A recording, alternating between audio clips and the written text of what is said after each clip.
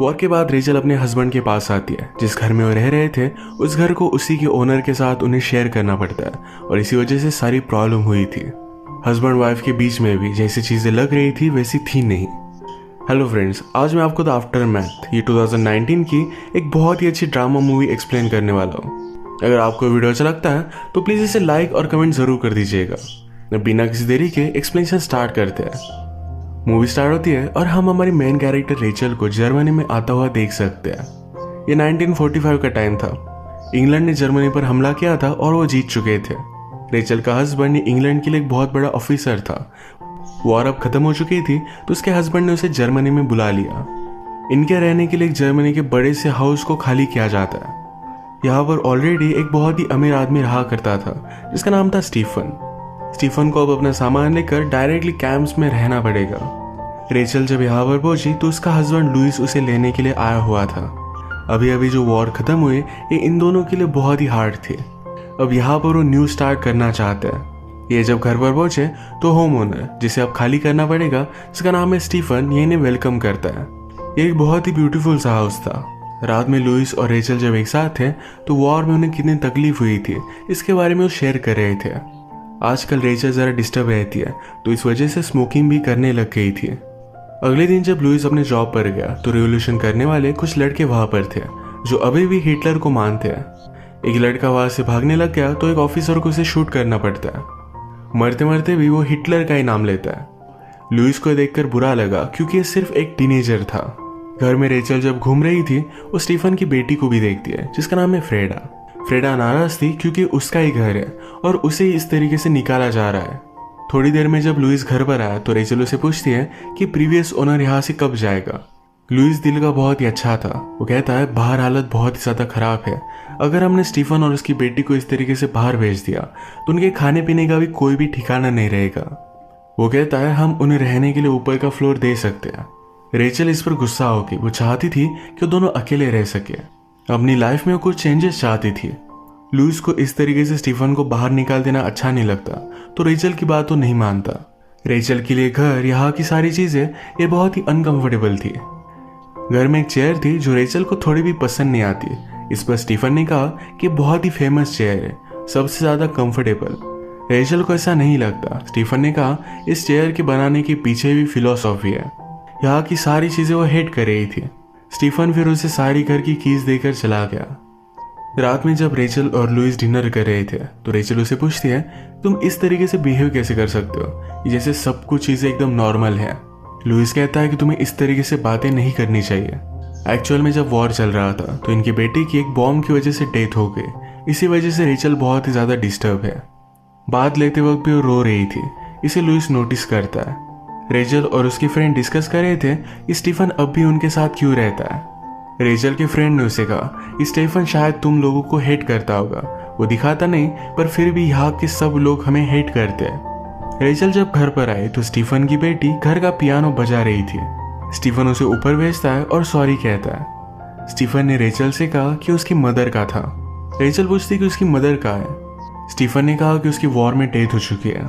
Rachel को इसके लिए बहुत बुरा लगता है। स्टीफन अपनी बेटी को समझाने की कोशिश करता है पर वो भी बहुत ज़्यादा हर्ट है तो इस वजह से उसकी कोई भी बात नहीं मानती। नेक्स्ट सीन में हम फ्रेडा को काम पर जाता हुआ देखते हैं। वहाँ पर वो एक लड़के से मिली जिसका नाम था अल्बर्ट एक रिवॉल्यूशनरी था और फ्रेडा को इन्फ्लुएंस करता है। नेक्स्ट सीन में रेचल और लुइस के पास उनके फ्रेंड आए हुए थे। फ्रेंड ने कहा कि तुम स्टीफन को अब भी घर में क्यों रहने दे रहे हो, वो शायद तुम्हारे खिलाफ प्लान बना रहा होगा। मे बी वो अब भी हिटलर को मानता है। लुइस कहता है आप इस तरीके से लोगों को जज नहीं कर सकते। मैंने उसकी आंखों में देखा है, वो हमें नहीं मारना चाहता। लुइस के फ्रेंड को अभी भी स्टीफन पर शक था तो उसे इंक्वायरी के लिए बुलाया जाता है। उससे वो पूछते तुम्हारी फैमिली हिटलर के लिए गन्स वगैरह सप्लाई करने में इन्वॉल्व थी, इसके बारे में तुम क्या कहना चाहते हो। स्टीफन ने कहा कि वो मेरे फादर इन लॉ का बिजनेस था, इससे मेरा कोई भी लेना देना नहीं है। वो उससे वॉर के बारे में पूछते हैं। स्टीफन ने कहा वॉर में मेरी वाइफ की डेथ हो चुकी थी, ऑफकोर्स मैं उससे हर्ट हूँ। स्टीफन को ज़्यादा बुरा ना लगे तो इसीलिए लुइस यहाँ पर ही इन्वेस्टिगेशन बंद कर देता है। स्टीफन के आइडेंटिटी के वगैरह पेपर्स अभी गवर्नमेंट के पास थे, अब तक उन्होंने उसे अप्रूव नहीं किया है। इसी के पैरेलल में हम देखते हैं ग्रेटा घर में सारी चीज़ें देख रही थी। इन चीज़ों में रेचल ने लुइस को दिया हुआ एक गिफ्ट था। इसमें उनकी और उनके बेटे की भी फोटो थी। ये ग्रेटा चुरा लेती है। स्टीफन ऑलरेडी डिस्टर्ब था, पर जब वो घर पर आता है तो रेचल उस पर गुस्सा हो रही थी। उससे पूछती है यहाँ पर की पेंटिंग कहाँ गई है, क्या यहाँ पर हिटलर की पेंटिंग थी। स्टीफन उस पर गुस्सा हो गया, कहता है अगर तुम मुझे इतनी हेट करती हो तो यहाँ से निकाल क्यों नहीं देती, अगर तुम्हें रीज़न नहीं मिल रहा तो मैं तुम्हें रीज़न दे देता हूँ। वो रेचल के पास आ गया और उसे किस कर लेता है। गुस्से में ही वहाँ से चला गया। रेचल कुछ भी बोल नहीं पाई।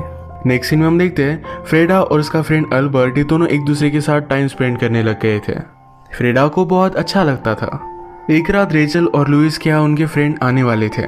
रेचल ने बहुत अच्छे से ड्रेस किया था तो लुइस को भी वो बहुत अच्छी लग रही थी। वो उसकी तारीफ करता है, उसके पास आता है, अच्छे से म्यूजिक लगाया हुआ था। ये एक दूसरे के साथ इंटीमेट होना चाहते थे, पर लुइस को तभी कॉल आ गया। सिटी में प्रोटेस्ट चल रहा था तो वहाँ उसे जाना पड़ता है। प्रोटेस्ट करने वाले लोगों ने लुइस पर भी हमला कर दिया, पर वो सिर्फ उन लोगों को हेल्प करना चाहता था। आज रात भी स्टीफन बाहर था, वो सिर्फ वहाँ से गुजर रहा था, फिर भी पुलिस की मार उसे खानी पड़ती है। वो बेचारा हर्ट होकर घर पर आया तो घर पर रेचल और उसके फ्रेंड सब पार्टी कर रहे थे। लुइस का एक फ्रेंड रेचल की वाइफ का पियानो बहुत ही अजीब तरीके से बजा रहा था। स्टीफन को अच्छा नहीं लगता तो उसने स्टॉप करने के लिए कहा, पर ये फ्रेंड मानता नहीं। इन दोनों में फाइट होने वाली थी, पर सारे लोगों ने स्टीफन को रोक लिया। स्टीफन के सर पर बड़ी चोट थी तो रेचल ने देखा और उसे मलहम पट्टी कर दिया। स्टीफन ने कहा कि तुम मुझे इग्नोर कर रही हो। रेचल कहती कि ऐसा कुछ भी नहीं है। ये दोनों करीब आ गए थे तो इंटीमेट होने लग जाते हैं। तभी ने लुइस की गाड़ी का आवाज़ आया और इन्होंने अपने आप को रोक लिया। लुइस भी ज़्यादा कुछ शक नहीं करता। अगले दिन बाथरूम में रेचल ने उसे दिया हुआ गिफ्ट वो चेक कर रहा था तो उसे मिल नहीं पाता। उसने फ्रेडा से पूछा क्या तुमने उठाया था, उसमें मेरे बेटे की फ़ोटो है, क्या तुम मुझे वापस कर सकते हो। पर फ्रेडा उसे इग्नोर कर चली गई।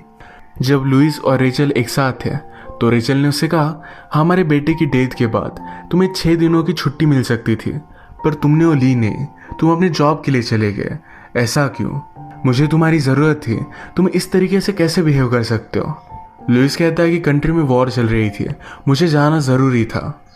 वो इस पर ज़्यादा बात नहीं करना चाहता तो यहाँ से चला जाता है। 5-6 दिनों के लिए लुइस को काम पर दूर जाना पड़ता है। एक शाम रेचल बहुत ही अकेली पड़ गई थी। वो पियानो बजाने लग जाती है। ये वही धुन थी जो स्टीफन की वाइफ बजाया करती थी। ये सुनकर फ्रेडा भी उसके पास आ गई। वो भी उसके साथ प्ले करने लग गई। एक नोट बजाते बजाते फ्रेडा ने गलती कर दी तो रेचल कहती है मेरा बेटा भी कभी भी ये नोट बजा नहीं पाता था। उसे अपने बेटी की बहुत याद आ रही थी तो वैसे वो रोने लग गई। स्टीफन फिर उसके पास आया और उसे सहारा देता है। अगले दिन रेचल ने स्टीफन और फ्रेडा को ब्रेकफास्ट के लिए बुलाया। इवनिंग में ऐसा मूवी देख रहे थे। जब फ्रेडा यहाँ से चली गई, स्टीफन और रेचल अकेले थे तो एक दूसरे के साथ इंटीमेट हो जाते हैं। नेक्स्ट सीन में हम देखते हैं गवर्नमेंट के खिलाफ काम करने के लिए कुछ लोग टीनेज लड़कों का फायदा उठा रहे थे। लुइस इसकी इन्वेस्टिगेशन कर रहा था। इसमें हम देख सकते हैं कि अल्बर्ट का भी फोटो है, फ्रेडा का बॉयफ्रेंड। पैरेलल में रेचल और स्टीफन एक दूसरे के साथ मजे कर रहे थे। स्टीफन रेचल से कहता है तुम मेरे साथ खुश हो, तुम्हारे चेहरे पर स्माइल है।